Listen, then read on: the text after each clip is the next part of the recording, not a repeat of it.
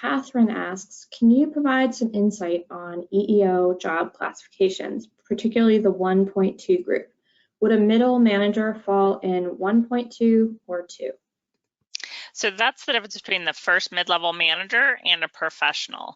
Those EEO1 classifications come from the EEOC, and there's about a paragraph less definition of those classifications, and it's not super clear for a lot of our contractors.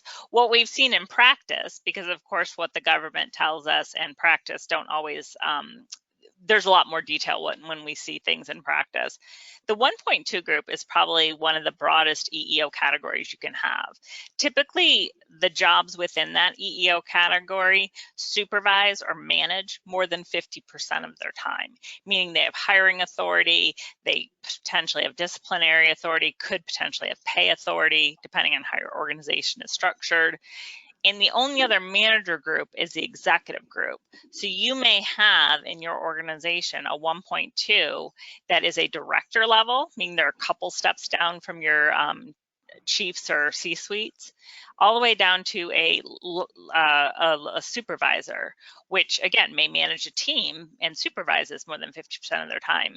And interestingly enough, that can create very broad or disparate job groups. So if you are a larger organization within those EEO categories, we typically recommend breaking affirmative action job groups into more detail based on their responsibility, their pay, and their duties. So we might have a group for directors, or you might have a group for managers, you might have a group for supervisors, but those are all 1.2s. Professionals should be more subject matter experts or single or individual contributors. That's kind of one way to think about them. They may have project authority, but they should not have person authority. Or if they do, it should be less than 50% of their time. And the 50% is a very, very unwritten rule of thumb. It's just what we've seen in practice and in audits.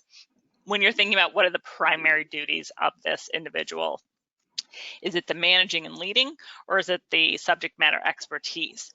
So that 1.2 group can also have extremely broad salary ranges, which again, depending on the volume, you may develop more detail within that EO category for your affirmative action job groups. I